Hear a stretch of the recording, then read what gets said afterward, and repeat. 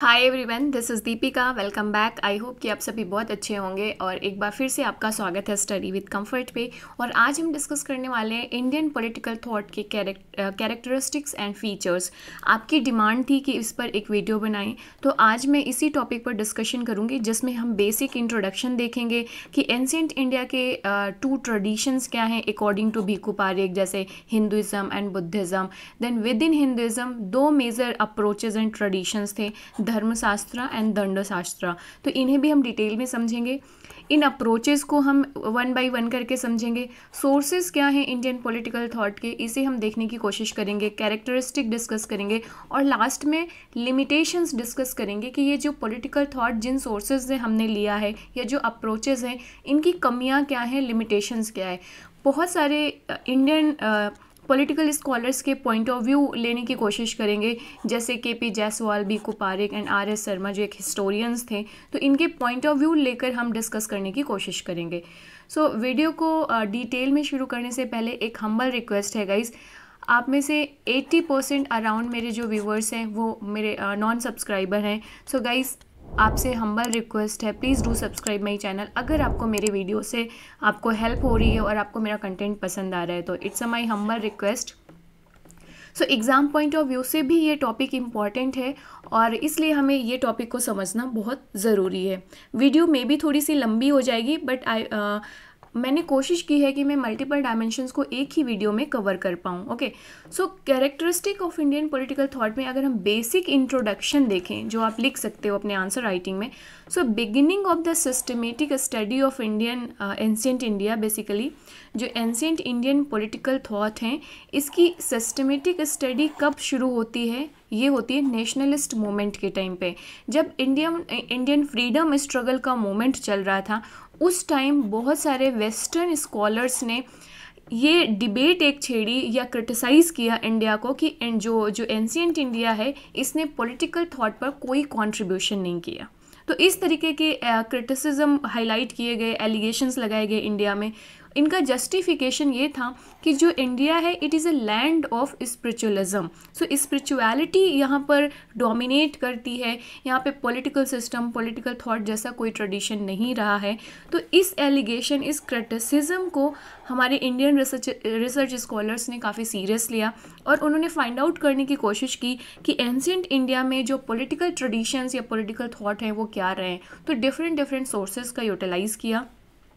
So most of the जो systematic study हुई है एंशिएंट इंडियन पॉलिटिकल थॉट की, वो नेशनलिस्ट मूवमेंट के टाइम पे शुरू होती है। और इसका कारण भी मैंने यहाँ पर आपको बता दिया, because it was in response to the criticism that ancient Indian made no contribution to the political thought. Okay, अब कुछ जो इंडियन स्कॉलर्स कहते हैं कि अगर आप पॉलिटिक्स की बेसिक मीनिंग क्या है, आप किस आधार पर कह रहे हो कि जो एंशिएंट इंडिया है यहाँ पर ये इसने पॉलिटिकल थॉट पर कोई कंट्रीब्यूशन नहीं किया। भाई, राजा तो हमारे यहाँ भी होते थे, मोनार्की हमारे यहाँ भी चलती थी, पूरा राज्य, सोसाइटी, पूरा सिस्टम तो हमारे यहाँ भी चलता था ना। सो पॉलिटिक्स को डिफ़ाइन किस तरीके से करेंगे? तो अगर हम पॉलिटिक्स को ऐसे डिफ़ाइन कर रहे हैं कि it is the affair of a territorial organised community held together by alliance to a common authority, मतलब पॉलिटिक्स क्या है? वो अफेयर है सोसाइटी का जो एक ऑर्गेनाइज्ड कम्युनिटी को एक साथ लाती है और किसके अंडर में? एक कॉमन अथॉरिटी। मतलब एक कॉमन अथॉरिटी होती है, उसके अंडर में पूरी कम्युनिटी को साथ लाया जाता है और उस कम्युनिटी के अफेयर्स को मैनेज किया जाता है। उस कम्युनिटी के सिक्योरिटी को लेकर हो गया, उस कम्युनिटी के रिलेशनशिप को लेकर हो गया, रिसोर्सेज का मैनेजमेंट हो गया, डिस्ट्रीब्यूशन ऑफ द रिसोर्सेज हो गया। यही तो पॉलिटिक्स है कि एक जो कम्युनिटी है उसको ऑर्गेनाइज करो, उसका एक हेड बना दो और उस कम्युनिटी के अफेयर्स को मैनेज करो। यही तो पॉलिटिक्स है। तो इस तरीके की चीज़ें, ये फीचर्स तो एंशिएंट इंडिया में भी प्रेजेंट था ना। एंशिएंट इंडिया की जो कम्युनिटी हुआ करती थी, उनका एक हेड हुआ करता था, राजा, और वो उस कम्युनिटी, उस समाज के अफेयर्स को मैनेज करता था, उस समाज की समस्याओं को देखता था। Getting it? तो आप क्यों किस आधार पर कह रहे हो कि एंशिएंट इंडिया में पॉलिटिक्स प्रेजेंट नहीं थी?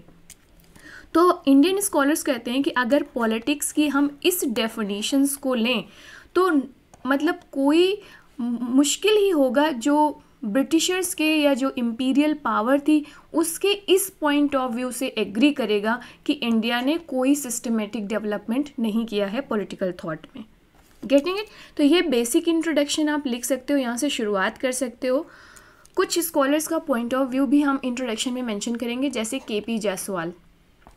केपी जायसवाल इन्होंने अपनी हिंदू पॉलिटी में आर्गू किया है, एक पॉइंट ऑफ व्यू दिया है कि ancient Indian polity was partly like a republic of ancient Greece and the partly like the constitutional monarchy such as that Great Britain. तो जो एंशियंट इंडिया का पॉलिटिकल सिस्टम था एक तरीके से कुछ रिपब्लिक जैसे एंशियंट ग्रीस में प्रेजेंट हुआ करता था, या कॉन्स्टिट्यूशनल मोनार्की जो ग्रेट ब्रिटेन पे प्रेजेंट है। भीखू पारेख कहते हैं कि जो हिंदू पॉलिटिकल जो भीखू पारेख है, एक हिंदू पॉलिटिकल थिंकर हैं, इन्होंने कॉन्सेप्चुअलाइज किया political life in terms of two central concept, एक धर्म एंड दूसरा दंडा। सो भीखू पारेख के अकॉर्डिंग जो एंशियंट इंडियन ट्रेडिशन है इसमें दो तरीके के ट्रेडिशन प्रेजेंट थे। सबसे इम्पोर्टेंट पहले तो मेजर कैटेगराइजेशन करें तो हिंदुइज्म एंड बुद्धिज़्म, और विद इन हिंदुइज्म दो ट्रेडिशन मिलते हैं आपको, धर्मशास्त्र का एंड दंडशास्त्र का। दोनों में अंतर है थोड़ा सा। धर्मशास्त्र पे धर्म सेंटर पे आ जाता है, मतलब जहाँ पे रीत या कॉस्मिक लॉज हो गए, डिवाइन लॉज हो गए वो। दंडशास्त्र में मतलब फोर्स, पावर जो डिसिप्लिन के लिए यूज़ किया जाएगा, रिस्ट्रिक्शंस के लिए यूज़ किया जाएगा, वो सेंटर पे आ जाता है। अभी हम इसे डिटेल में देखेंगे। ओके, तो ये हो गया आपका भीखू पारेख एंड केपी जायसवाल का जो कैटेगराइजेशन है या स्टेटमेंट है। टू अप्रोचेस जो भीखू पारेख कह रहे हैं ना कि हिंदुइज्म में दो अप्रोचेस हैं, धर्मशास्त्र एंड अर्थशास्त्र, धर्मशास्त्र एंड दंडशास्त्र। सो दंडशास्त्र का बेसिक सोर्स है अर्थशास्त्र जो कौटिल्य के द्वारा लिखा गया, एंड धर्मशास्त्र का बेसिक सोर्स है मनुस्मृति। ओके, सो धर्मशास्त्र एक तरीके से legalistic and religious in orientation है, मतलब इसमें धर्म का रोल ज़्यादा है, rita and cosmic laws and divine laws इसका ज़्यादा है।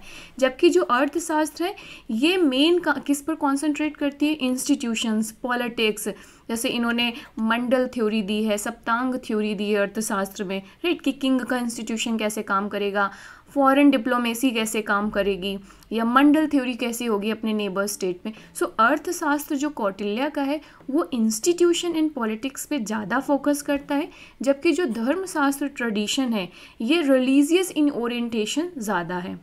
So neither approach was complete by itself. So दोनों ही अप्रोच, चाहे वो धर्मशास्त्र अप्रोच हो चाहे वो दंडशास्त्र अप्रोच हो, अपने आप में कंप्लीट नहीं है, और इनके जो फॉलोअर्स हैं उनके द्वारा फुल्ली अप्रिसिएट नहीं किए गए हैं, मतलब इनकम्प्लीट थे अपने आप में, पूरी तरीके से कंप्लीट पॉलिटिकल सिस्टम की इंफॉर्मेशन नहीं दे रहे हैं या सिस्टम को बेसिकली इस्टेब्लिश नहीं किया।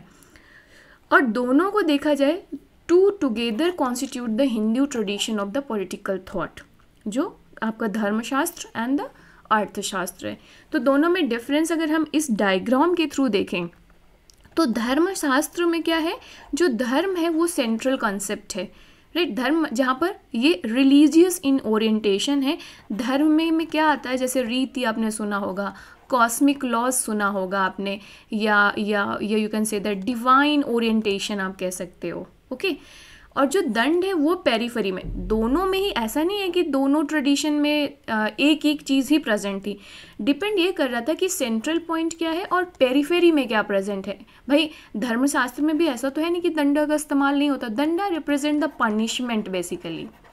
ओके, जबकि जो अर्थशास्त्र ट्रेडिशन है कौटिल्य का, उसमें दंड को इन्होंने सेंट्रल पे रखा है, जो पनिशमेंट है, राइट, उसको सेंट्रल पे रखा है, और जो धर्म है उसको पेरीफेरी में रखा है, मतलब सेकेंडरी इंपॉर्टेंस दी है। ये बेसिक डिफरेंस है दोनों ट्रेडिशन या you can say that approach में। तो अब हम सोर्सेज की अगर बात करें, बेसिक इंट्रोडक्शन आपको समझ में आ गया हो तो सोर्सेज क्या हैं इंडियन पॉलिटिकल थॉट के। सो अभी तक हमें ऑलरेडी समझ में आ गया कि systematic study of Indian political thought कहाँ से शुरू हुई थी, नेशनलिस्ट मूवमेंट से।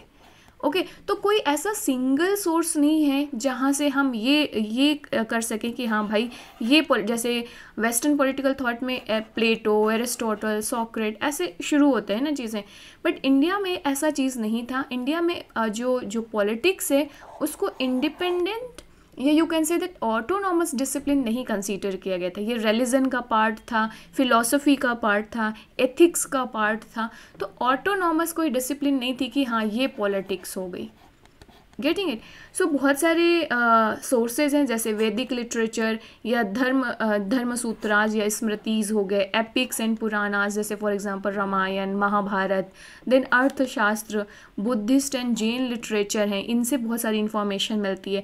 देन कॉइन्स एंड इंस्क्रिप्शंस जो होते थे, जो राजाओं के द्वारा इन पे बहुत सारी इन्फॉर्मेशन इम्प्रिंट होती थी, राइट बहुत सारे फिगर्स इसमें होते थे, बहुत सारे मैसेजेस होते थे इन पे।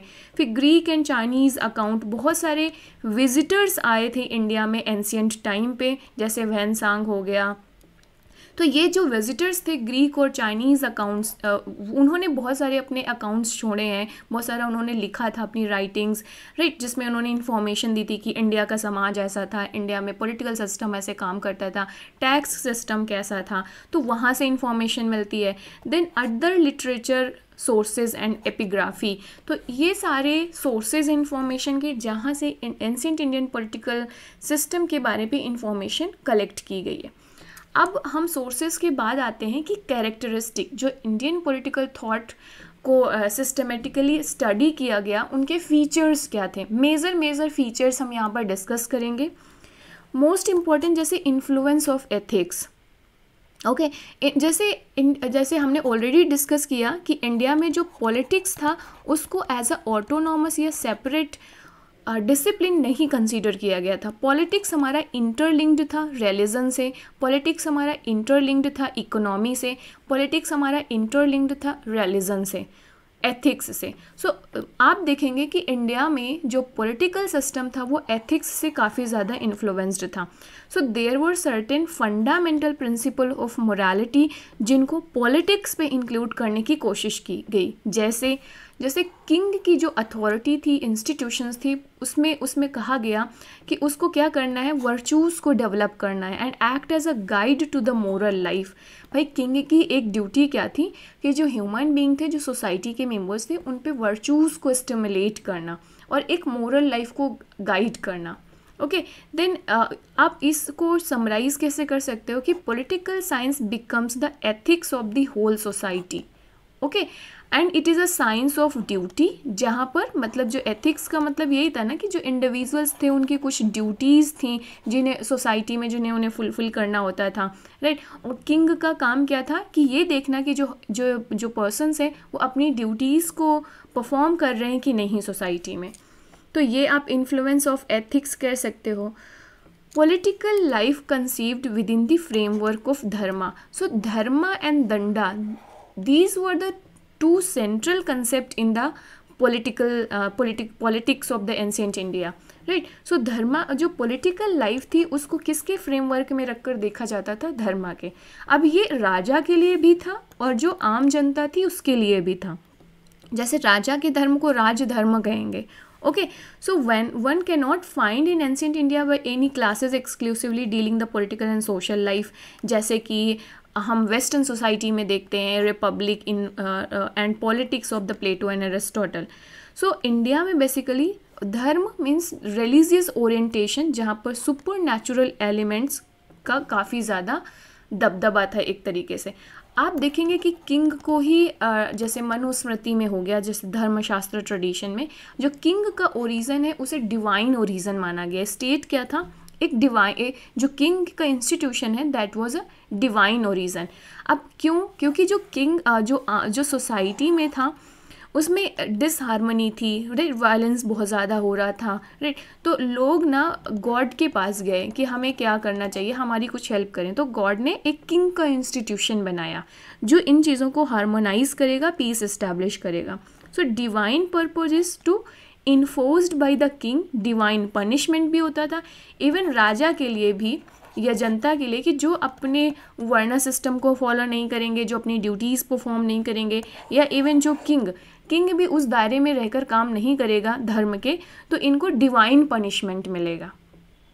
ओके तो ये जो सुपर नेचुरल एलिमेंट्स था इंडियन पॉलिटिकल थॉट में, उसका काफ़ी डोमिनेंस देखने को मिलेगा आपको। Next, the influence of caste based social structure on politics. तो आप देखेंगे कि इंडिया का जो वर्णा सिस्टम था, राइट, वर्ण श्रम धर्मा जो था सोसाइटी में इंडिया का, ये फिक्स्ड, ये एक तरीके से बहुत इंपॉर्टेंट फ्रेमवर्क था इंडियन एंशिएंट इंडियन पॉलिटिक्स का। सो कास्ट का वर्णा सिस्टम का बहुत ज़्यादा इन्फ्लुएंस था। अब ये वर्णा सिस्टम और कास्ट सिस्टम क्या था, जहाँ पर सोसाइटी में लोगों को कुछ मेजर ग्रुप में क्लासिफिकेशन किया गया था बाय बर्थ। ओके, और इन क्लासेस को, जो वर्णा सिस्टम था, जो डिफरेंट वर्णास थे, इनके स्पेसिफिक फंक्शंस थे, और राजा की यह ड्यूटी थी, राजा की यह कर्तव्य था कि वो ये मेंटेन करे कि जो सोसाइटी है वो इस जो वर्णा सिस्टम है इसके आधार पर फंक्शन करे। मतलब जिस इंडिविजुअल को उसको वर्णा के आधार पर फंक्शन दिया गया है वो उस फंक्शन को परफॉर्म करे, and that was based on the birth. ये ध्यान रखना है। तो यहाँ पर इंडिविजुअल का कोई इंटरेस्ट, एक्सप्रेशन एंड एम्बिशंस आपको देखने को नहीं मिलेगा। ये कहाँ पर बेस्ड था, वर्णाश्रम धर्मा पे, और इसके बाद फर्दर डिवीज़न था कास्ट पे। तो ये आप इसको देखने को मिलेगा, स्टिल परसिस्ट करती हैं ये सब चीज़ें।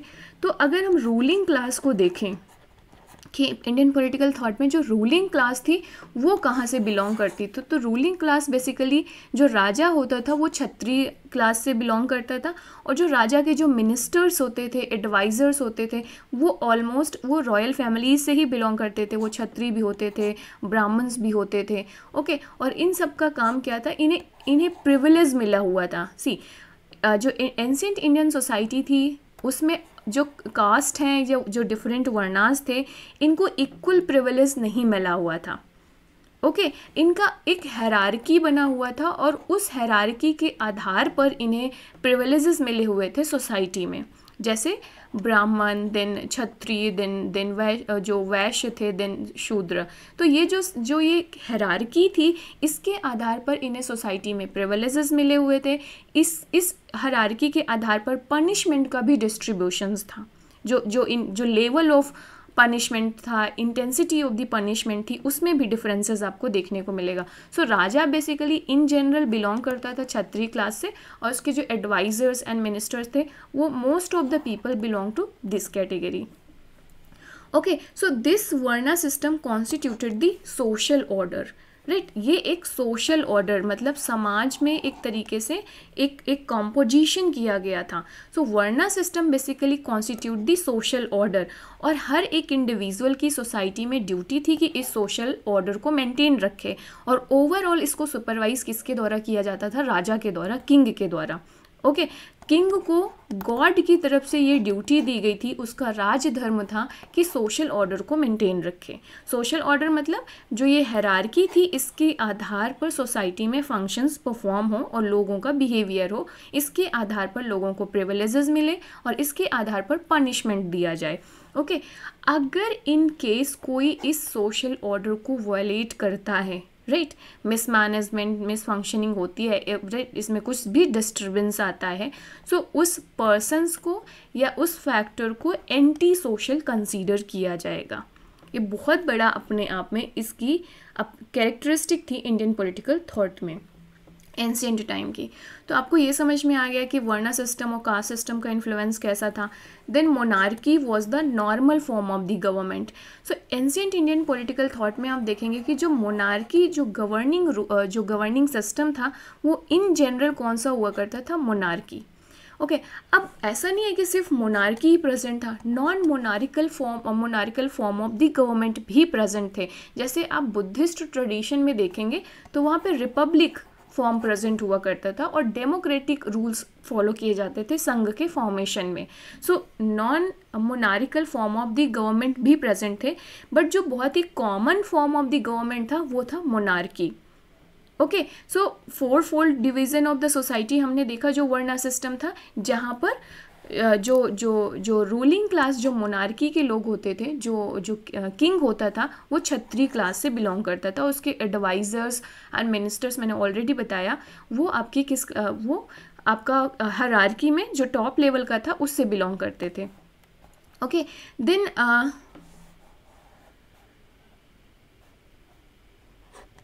ओके, सो ऐसे कौटिल्य के अर्थशास्त्र में आपको कुछ एग्जाम्पल्स देखने को मिलेंगे, जैसे द्वय राजा, मतलब रूल बाय टू किंग्स, या वे राजा, स्टेट विदाउट अ किंग, या देयर ऑल्सो गण संघास थे, so which according to K P Jayaswal are comparable to the modern republics. Okay, gana sanghas ज़्यादातर बुद्धिस्ट ट्रेडिशन में फॉलो किए जाते थे, बट स्टिल जो मोनार्की था वो normal form of the government था, मतलब बहुत ही common form of the government था। तो ये हो गया monarchy as a form of the government. Next आप कैरेक्टरिस्टिक कह सकते हो कि there was no clear distinction between the state and society. Okay, जैसे आप ग्रामसी के थॉट पढ़ेंगे तो उसने स्टेट एंड सिविल सोसाइटीज़ के बीच में क्लियर डिस्टिंक्शन किया है, लेकिन एंशिएंट इंडियन पॉलिटिकल थॉट का जो हम पढ़ते हैं तो उसमें हमें ये चीज़ देखने को मिलती है कि जो स्टेट एंड सोसाइटी था, ऐसे इनको अलग अलग नहीं देखा गया, कोई क्लियर डिस्टिंक्शन नहीं किया गया। कई बार इन्हें इंटरचेंजेबल टर्म्स के रूप में यूज़ किया जाता था।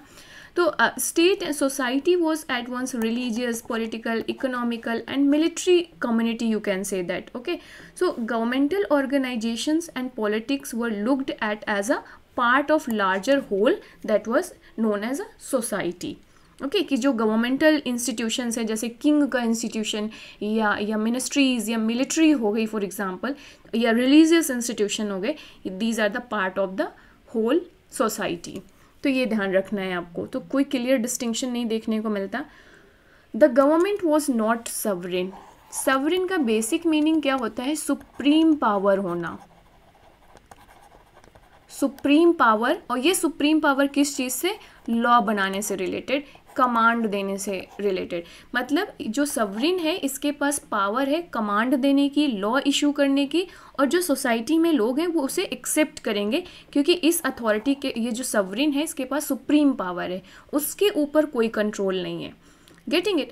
तो government was not sovereign in Indian political system. क्यों? क्योंकि जो आप देखो ना, जो किंग हुआ करता था वो भी तो किसके सुपरविज़न में था? डिवाइन सुपरविज़न में। उसके ऊपर भी तो किसका ऑब्जर्वेशन था? धर्म का ऑब्जर्वेशन था।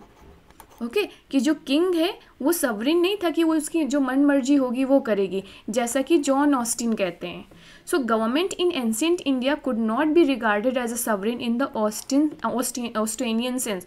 जो जॉन ऑस्टिन है, इन्होंने थ्योरी ऑफ सवरेनिटी जो दी है उसमें इन्होंने जो रूलर है उसको ऑब्सोल्यूट सवरिन माना है, मतलब रूलर के ऊपर कुछ नहीं है, उसका जो कमांड होगा वो फाइनल होगा, उसके जो लॉज होंगे वो फाइनल होंगे। इंडिया में ये अप्रोच नहीं प्रेजेंट था। इंडिया में जो किंग होता था, फॉर एग्जांपल किंग का जो इंस्टीट्यूशन था, जो रूलर्स थे, उसके ऊपर भी कंट्रोल था किसका? धर्म का कंट्रोल था इन जनरल। ओके, सो जो किंग के फंक्शंस होते थे, क्वालिटीज़ होती थी, एक्टिविटीज़ होती थी, उसकी वैलिडिटी हम कहाँ से निकालते थे? रिलीजन से या धर्म से। सो जो गवर्नमेंट थी इंडियन एंशिएंट पॉलिटिकल थॉट में, वो इंडिपेंडेंट वर्क नहीं करती थी ऐसा, राइट? जैसा कि वहाँ पर हम लोगों ने जो जॉन ऑस्टिन है उसके आइडियाज़ में देखा। Okay, so ultimately source in the divine will, वही क्योंकि राजा को किंग जो राजा था उसको डिवाइन जो हमारे गॉड हैं उन्होंने भेजा था। सो ये आपको ध्यान रखने की ज़रूरत है यहाँ पर। अदर डिस्टिंग्विश फीचर्स अगर हम बात करें एंशिएंट इंडियन पॉलिटिकल थॉट की, तो प्रोफेसर भीखू पारेख का पॉइंट ऑफ व्यू लेते हैं, जिन्होंने कुछ फीचर्स हिंदू पॉलिटिकल ट्रेडिशन के मेंशन किए हैं, जैसे कि हिंदू ट्रेडिशन इज़ बेसिकली इनइगैलिटेरियन, क्योंकि वहाँ पर हमने ये देखा ना कि किस तरीके से 4 फोल्ड डिवीज़न है, 4 फोल्ड डिवीज़न है सोसाइटी का, वर्णा सिस्टम है, कास्ट सिस्टम है। तो ये इगैलिटेरियन तो नहीं है, मतलब इक्वालिटी तो यहाँ पर नहीं है, क्योंकि हायरार्की है, और जो वर्णा सिस्टम है इसमें जो डिस्ट्रीब्यूशन ऑफ द प्रिविलेजेस हैं, स्टेटस है एंड जो पनिशमेंट है वो इस हायरार्की के आधार पर है। तो जो हिंदू वो भीखू पारेख हैं वो कहते हैं कि इट इज़ इनइगैलिटेरियन। सो दो की moral equality of all main की यहाँ बात हो रही है, but it never develop the social, legal and political groups in real equality sense. Okay, second features कहते हैं भिक्खू पारेख की Hindu tradition of political thought is pluralistic in orientation. Pluralistic का अपोजिट होता है मोनेस्टिक. तो आपने जो सवरैनिटी का कंसेप्ट जॉन ऑस्टिन ने दिया है वो मोनेस्टिक थ्योरी है कि सुप्रीम पावर एक अथॉरिटी के पास कॉन्सेंट्रेटेड है, दैट इज़ अ रूलर या स्टेट. प्लूरलिस्टिक थ्योरी में ये है कि जो पावर है या जो अथॉरिटी है वो among the various institutions of the society में डिस्ट्रीब्यूटेड है. कुछ पावर्स रिलीजियस इंस्टीट्यूशन के पास हैं, कुछ जो रिलीजियस इंस्टीट्यूशन है वो रिलीजन के डोमेन में अपनी ऑटोनॉमी रखते हैं, जो पॉलिटिकल इंस्टीट्यूशन है वो पॉलिटिकल अफेयर में अपनी ऑटोनॉमी रख रहे हैं, right. Cultural institution, family institutions. तो प्लूरलिस्टिक ओरिएंटेशन था जो Hindu tradition of political thought है ये. तो प्लूरलिस्टिक की मीनिंग समझ में आ गई, जहाँ पर जो पावर है, ऑटोनॉमी है, डिस्ट्रीब्यूटेड है among the various institutions of the society. Okay, इसके बाद फर्दर कहते हैं कि Indian writers wrote mainly for the attention of the rulers. So एक और कॉमन फीचर्स आपको एंशिएंट इंडियन पॉलिटिकल थॉट में देखने को मिलेगा कि जो राइटर्स थे ना, मेनली उन्होंने जो अपने थॉट्स दिए हैं, जो राइटिंग लिखी थी उन्होंने, वो अटेंशन ऑफ द रूलर, जो रूलर्स थे उनका अटेंशन पाने के लिए किया है. और इस तरीके से जो भी डिस्क्रिप्शन उन्होंने दिया है वो जनरली जो किंग है उसको प्रेज करने के लिए, एडमायर करने के लिए होगा, राइट. भाई आप जब किंग को एडमायर करोगे, प्रेज करोगे, तभी तो उसका अटेंशन मिलेगा आपको. तो ये manuals of ethics and administration and largely didactic and practical. मतलब जो भी राइटिंग्स हैं एंशिएंट इंडियन पॉलिटिकल थॉट की वो प्रैक्टिकल इन नेचर हैं कि जिस तरीके के एक्शंस, एक्टिविटीज़ राजा के द्वारा लिए जाते थे, मेन डिस्क्रिप्शन उसी का है कि सोसाइटी फंक्शन कैसे करती थी. अब ये थी कैरेक्टरिस्टिक. तो इसमें आपको पढ़ते समय ही बहुत सारी लिमिटेशंस नज़र में आई होंगी. आपको लग रहा होगा ऐसे कैसे हो सकता है ना. तो इसी को ही हम कहते हैं लिमिटेशंस. तो अगर हम लिमिटेशन या शॉर्ट कमिंग्स या क्रिटिसिज्म आप इसे कह सकते हो, इसकी बात करें तो most of the above mention sources being religious in nature. Most ये काफ़ी शॉर्ट कमिंग्स है कि जो हमने ऊपर अभी, चाहे वैदिक लिटरेचर हो, चाहे वो एपिक हो, जैसे या महाभारत हो, रामायणा हो, राइट. तो ज़्यादातर जो ये जहाँ से जो सोर्सेज हैं ना, जहाँ से हम इंफॉर्मेशन कलेक्ट कर रहे हैं about the ancient Indian political thought, वो रिलीजियस इन नेचर है. So it is very difficult to isolate the fact of politics from it, क्योंकि रिलीजन और एथिक्स का बहुत ज़्यादा इन्फ्लुएंस था पॉलिटिकल डोमेन में. तो काफ़ी डिफ़िकल्ट हो जाता है कि आप पॉलिटिक्स के फैक्ट को इनसे सेग्रीगेट कर पाएँ. ये एक लिमिटेशन देखने को मिलेगी. अनदर डिफ़िकल्टी आपको एंशिएंट इंडियन पॉलिटिकल थॉट में देखने को मिलती है कि जो इसकी सिस्टमेटिक स्टडी हुई है वो नेशनलिस्ट मूवमेंट के दौरान हुई है. ये हमने ऑलरेडी पहले देखा है कि किस तरीके से जो इम्पीरियलिस्ट आइडियोलॉजी थी या इम्पीरियलिस्ट स्कॉलर्स थे वो एलिगेशंस लगा रहे थे इंडियन पॉलिटिकल सिस्टम में कि इनका कोई कंट्रीब्यूशन नहीं रहा है इंडियन पॉलिटिकल थॉट का. तो जो हमारे नेशनलिस्ट स्कॉलर्स थे उन्होंने काउंटर आर्गूमेंट दिया कि भाई नहीं, उन्होंने पूरा सिस्टमेटिक स्टडी की एंशिएंट इंडियन पॉलिटिकल थॉट की, राइटिंग्स लाए, थ्योरीज लाए सारी, कि नहीं भाई आप ऐसे कैसे कह सकते हैं कि कोई कंट्रीब्यूशन नहीं रहा है एंशिएंट इंडियन पॉलिटिकल थॉट में. आप देखिए ये इंडिया में ऑलरेडी इस तरीके के पॉलिटिकल एडवांसमेंट प्रेजेंट थे. आइडिया ऑफ रिपब्लिक प्रेजेंट था, आइडिया ऑफ मोनार्की प्रेजेंट था, idea of limited monarchy present था. तो ये सारी चीज़ें प्रेजेंट थी.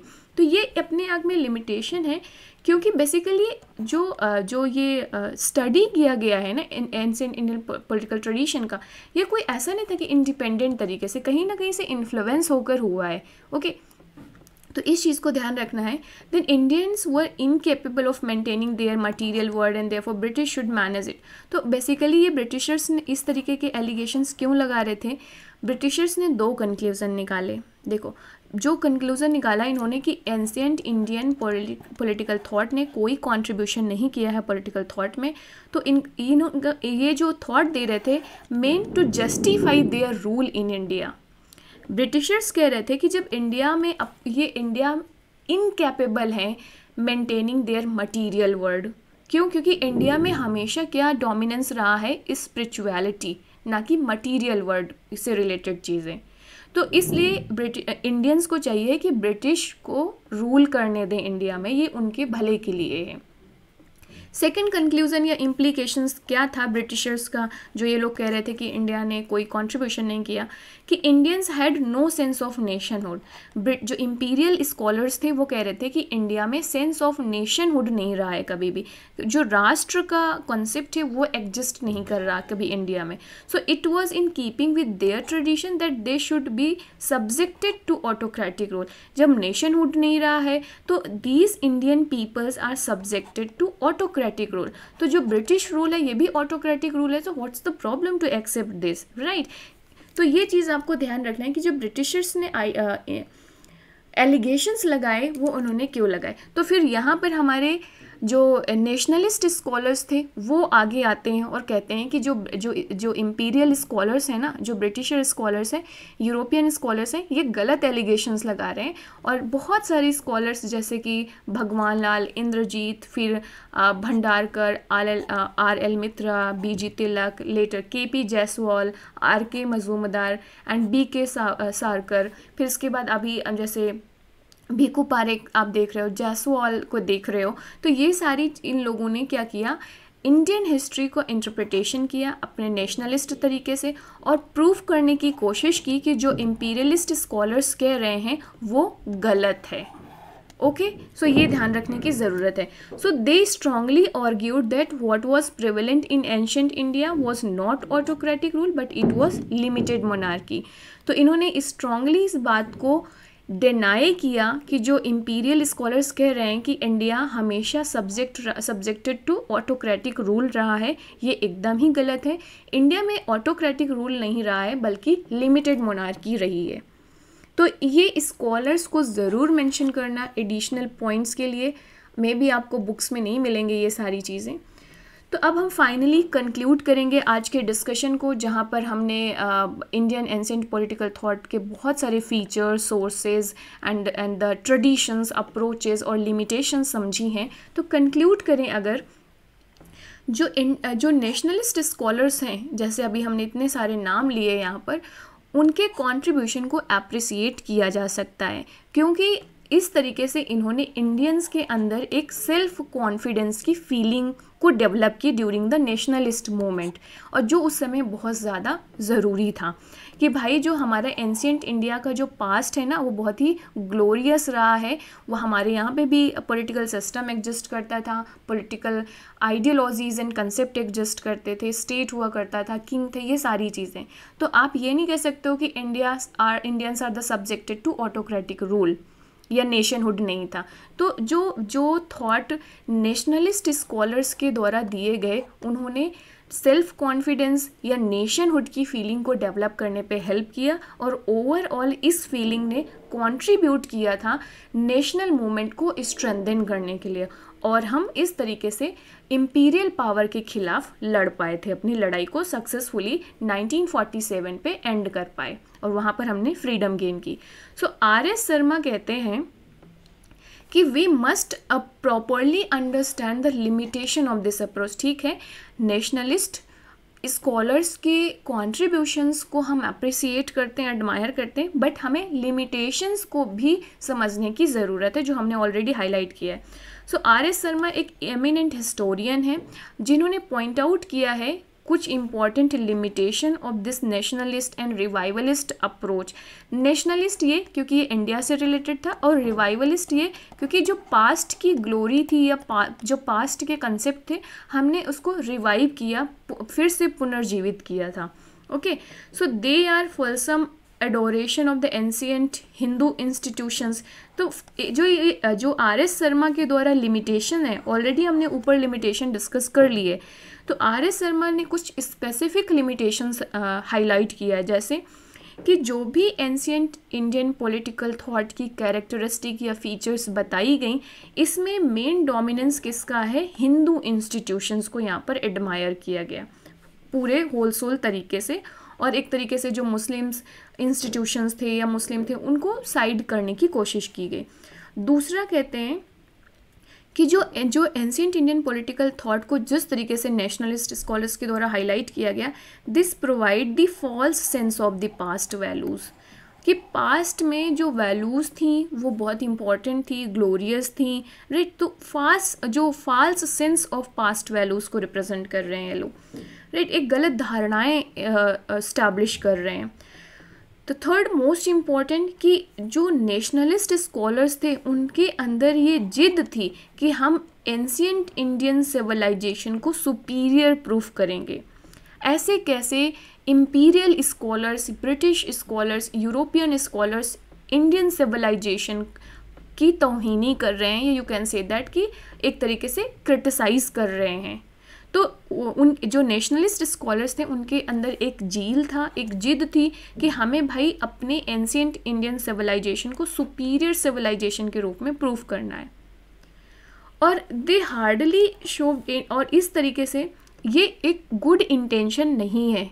आपको जो हिस्ट्री है, पॉलिटिकल इंस्टीट्यूशन है, एंशिएंट इंस्टीट्यूशन है, इसको न्यूट्रल होकर समझना है और एक एंथ्रोपोलॉजी पॉइंट ऑफ व्यू से समझना है कि जो प्रिमिटिव ट्राइब्स हैं इन कैसे कैसे इवॉल्व हुई हैं, फिर इनके ट्रेडिशन, इंस्टीट्यूशंस कैसे इवॉल्व हुए हैं।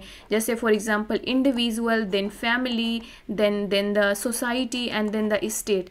इस ऑर्डर पे या ये साइंटिफिक स्टडी नहीं की गई है, सिर्फ इंडियन सिविलाइजेशन को सुपीरियर प्रूफ करने की कोशिश की गई है।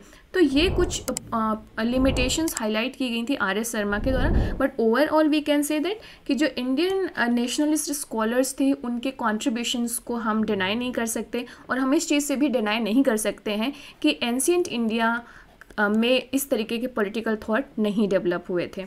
ओके, सो हम इस चीज़ से भी डिनाई नहीं कर सकते, दो हमने देखा कि किस तरीके के फीचर्स ऑलरेडी वहाँ पर प्रेजेंट थे। सो this is all for today guys. I hope कि आपको आज का लेक्चर पसंद आया होगा और समझ में भी आया होगा एंशिएंट इंडियन पॉलिटिकल थॉट के various features, limitations, then sources and approaches. Okay, next video में Buddhist contribution in Indian political thought हम डिस्कस करेंगे। कोई डाउट हो तो आप कॉमेंट करके मुझे पूछ सकते हो, और इंस्टाग्राम में मुझे फॉलो करना मत भूलना। आप वहाँ पर मुझे मैसेज कर सकते हो अगर किसी पर्टिकुलर टॉपिक पर आपको वीडियो चाहिए, या कोई अगर और कुछ डाउट होता है, एकेडमिक हेल्प चाहिए आपको, तो मुझे आप वहाँ पर मैसेज कर सकते हो। So this is all for today guys. Thanks for watching. Please do subscribe my channel, share with your friends and comment करना, एंड वीडियो को लाइक ज़रूर कर देना guys. See you in the next video. Bye bye, take care, keep learning, keep exploring.